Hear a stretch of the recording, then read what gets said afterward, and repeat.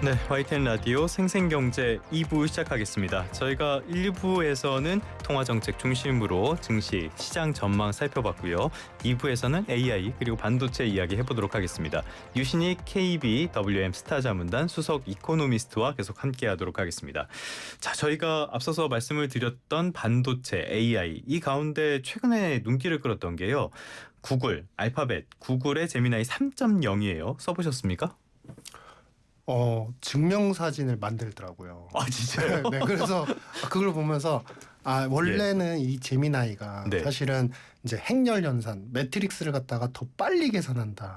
이게 이제 기존의 다른 이제 챗봇들보다도 그런 예. 능력들이 있고 그 기반에는 TPU가 있다. 예. 이 TPU 자체가 사실은 기존의 GPU, 엔비디아의 칩 GPU 말고 사실은 행렬 연산에 네. 특화된 ASIC라고 표현을 해요. 그러니까 GPU는 이것저것 다 쓸 수 있는 거라면은 얘는 딱 인공지능 구현에 특화됐다 이렇게 보면 되는 그러니까 거예요. 일부 텐서 예. 프로세싱에 좀 특화된 그런 네네네. 이제 칩을 갖고서 자신들이 개발했는데 이제 그 연결고리가 대규모 행렬 연산에 이제 좀 더 유리하니까 네네. 이게 영상으로 이게 이제 표현이 될 때에도 끊김과 이제 어떤 이제 오류나 작동이 이상한 어색한 부분들이 덜해지는 거죠. 그러니까 작동의 그 우리가 판이라고 하죠. 패러다임이 더 촘촘해지는 그런 역할의 계산들을 이 칩에서 해줄 수 있는 능력이 있는 거죠. 그러니까 예. 어제 제가 보고서 이제 재밌었던 거는 우리의 고전 시대의 사진을 놓고서 그 사진을 예를 들면 예전에 우리 조상님들 한복 입은 네. 그 사진을 보고서 최신의 춤을 추게 해줘라고 하니까 그 행동 자체가 끊어지거나 어색함이 네네네. 항상 있었잖아요. 근데 네, 그게 그쵸. 없어요. 그게 없고 두 번째는 이제 예를 들어서 제 기존에 있었던 여러 가지 자연스러운 사진들 있잖아요. 생활용 네네네. 사진. 이거를 증명사진화 해줘 하니까 양복을 멀끔하게 입혀주고 굉장히 멋있는 것처럼 이렇게 딱 나오게 하는데 이제 여권 사진도 믿을 수 없는 시대가 오네요. 그렇죠. 그러니까 증명사진을 지금 찍으러 사진관에 갈 필요가 없어졌다. 네네네. 뭐 이런 네. 저도 얼마 전에 조금 나쁜 생각이긴 하지만은 여의도에 엄청난 비가 내려서 사람들 떠내려가고 이런 거 한번 만들어 달라고 했더니 그럴듯하게 만들어 놔가지고 조금 놀랐습니다. 그걸로 제 아들을 좀 놀려먹기도 하고 그랬었는데 아무튼 인공지능에 대한 관심이 계속 가고 있는데 제미나이 3.0이 나오고 나서 이거에 대한 평가가 전해지고 나서 우리 쪽에 영향을 미쳤던 걸 보면은 삼성은 많이 올랐고요. SK 하이닉스는 약간 재미가 없었던 그런 흐름이 있습니다. 이건 또 어떻게 연결되는 겁니까? 그러니까 기본적으로 이미 엔비디아의 칩에 특화돼서 들어가고 있는 기업 입장에서는 결국엔 수요가 GPU, 엔비디아의 GPU가 최고다. 이런 이제 어떤 수요 확장의 스토리들이 계속 강건해져야 사실은 하이닉스 입장에서는 더 수출할 수 있는, 더 납품할 수 있는 수요가 더 커지겠네라고 이제 생각을 하게 되고 HBM을 그렇죠. 독점적으로 주고 있으니까. 그렇죠. 미래 전망도 커지는데 이렇게 이제 어떻게 보면 지난번에 브로드컴도 약간 맞춤형 ASIC였어요. 그러니까 맞춤형으로 자신들의 칩을 개발을 해서 그러면은 GPU랑 무슨 차이가 있을까? GPU는요. 우리 한마디로 표현을 해드리자면은 슈퍼카를 양산형으로 만들어서 이게 몇 억짜리 슈퍼카니까 타세요. 부자님들 타세요라고 하는 거고요. 지금 구글과 브로드컴이 하는 거는 뭐냐면 슈퍼카를 제작하려고 하는데요. 고객들한테 옵션을 갖다가 주문 받을게요. 뭘 원하세요? 네네네네. 저는요. 중간에 충전칩 같은 거 지저분해서 싫거든요. 난 요거만 있으면 돼요. 거기에 팔걸이만 좀 편안하고 그리고 내릴 때 좀 문 좀 확실하게 열리게 해주세요. 이런 이렇게 맞춤형으로 말 그대로 옵션을 갖다가 고객들이 원하는 대로 온 거예요. 그러면은 어떻게 되냐면은 그 부분만 충실히 해주고 나머지는 어떻게 하느냐 빼도 되는 거예요. 그러면 가격은 어떻게 될까요? 더 싸지죠. 그렇죠. 상대적으로 더 싸게 할 수 있고 특화된 영역에서만 잘하는 영역에서만 예를 들면은 대규모 행렬 그다음에 수치 계산 아니면은 우리가 뭐 기터브나 그동안에서 코드 이렇게 많이 갖다 썼는데 코드를 짜주기도 하거든요. 우리 여러 가지 프로그래밍 언어들. 그 코드를 잘 짜주는 쪽으로 이 칩을 만들어서 개선시키고 이걸로 소프트웨어를 만들래라고 하는 특화된 수요에 맞춰서 이제 개발이 시작이 됐다는 거예요. 그럼 이건 산업적인 패러다임을 어떻게 보면 되느냐.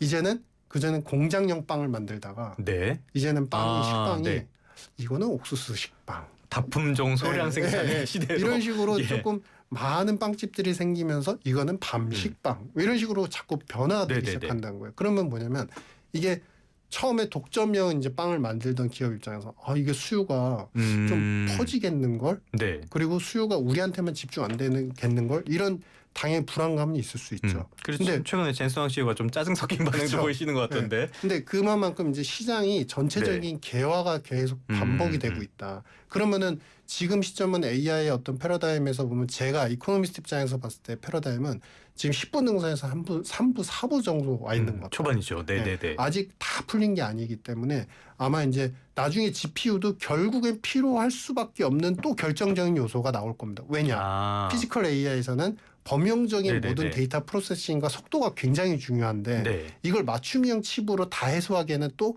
부족한 면이 있거든요. 그러니까 이게 한마디로 달리기 게임이 시작이 된 거고. 그렇네요. 네네. 이제 42.195 마라톤을 시작하는데 1등이 가다가 또 2, 3등이 치고 가고, 예. 그다가 4, 5등이 또 치고 가고, 이런 반복적인 게임이 시작이 된 거다.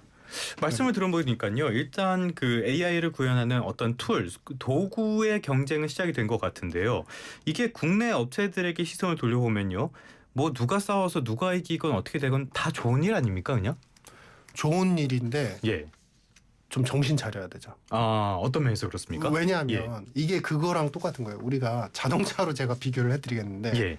차가 처음에 우리가 내연차가 처음 이제 탄생을 하면서 내연차가 굉장히 고도화되는, 이제 예전에 GM 포드가 굉장히 빠르게 이제 엔진을 만들고 일본 차들을 네. 만들었는데, 일본에, 그리고 우리 이제 유럽, 미국의 엔진들이 굉장히 용량이 굉장히 커지고 네. 리터가 굉장히 커질수록 우리가 최고야 그러면서 우리가 독점형으로 이 시장을 다 장악할래라고 했는데, 그 다음에 이제 뭔가 경쟁자, 숨어있던 경쟁자가 나타나요. 누구냐면 이제 터보 엔진을 달아요. 네네네네네. 그러면서 무슨 어떤 공통적인 현상이 나타나면요, 열이 많이 발생을 하기 시작해요. 초기에 우리 90년대 기억 못 하시겠지만, 초기에 자동차 엔진에서 열 나가지고 어떤 분들은 열이 너무 이렇게 가속화돼서 올라오니까 연기 끈다고 물 붓는 분들도 계셨어요. 자동차 엔진.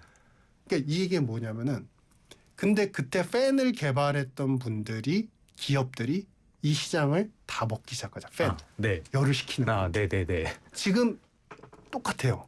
AI도 사실은 이제 칩이 있고 AI가 돌아가야 되고, 이 AI는 단순한 노트북 하나에서 돌아가는 게 아니거든요. 그렇죠. 엄청난 공장.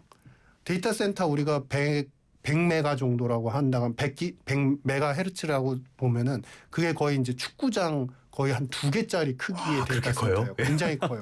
그러면은 그 크기에서 칩이 돌아가고 연산을, 예를 들어서 유신익이라는 사람이 막 연산을 하고 있고, 저기에서 김아무개, 홍길동이가 막 연산을 하고 있어요. AI를 통해서. 그러면은 그게 돌아가는 그 속도나 서버, 이게 얼마나 빠를까요? 얼마나 많이 움직일 수 있을까요?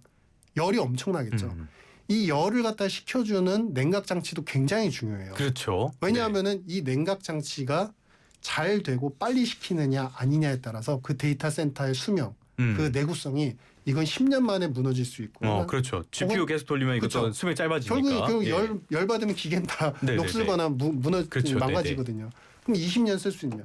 이런 장비에 대한 부분들의 기본적인 장비. 그다음에 두 번째는 지금 이제 열 전도와 관련돼서, 그리고 신호와 데이터에 대한 전도와 관련돼서 PCB가 나오고 있잖아요. PCB가 더 효율성이 좋다. 그런데 PCB 같은 경우는 열이 또 많으니까 유리 기판으로 해야 된다라는 이제 지금 뭐 한참 준비하고 한다고 하죠. 하고 있잖아요. 그러니까 그만큼 이거를 칩에 들어가는 많은 부품들이 금속류로만 계속 가는 게 아니라 더 효율이 좋거나 아니면 데이터의 전송 속도를 더 빠르게 하거나 이런 것들을 가서 계속 개발하는. 근데 이거는 초기 선점을 먼저 하는 기업들이 위너다 무조건. 그래서 제가 말씀드리는 건 뭐냐면, 좋은데 정신 차려야 된다. 그러니까 슈퍼 사이클이 단기적, 중기적까지는 갈 수 있겠지만은 이거를 계속 이어가기 위해서는 여기서 안주하면 안 되고 뭔가 새로운 흐름을 만들어줘야 된다는 말씀이신 거죠? 네, 맞습니다. 알겠습니다. 그렇다면 우리가 슈퍼 사이클 이런 것들이 언제까지 갈 수 있는지 이런 것들은 어떻게 예상해 볼 수가 있을까요? 지금 뭐 범용 반도체가 너무 공급이 부족해가지고 가격이 막 엄청 오른다 그러잖아요.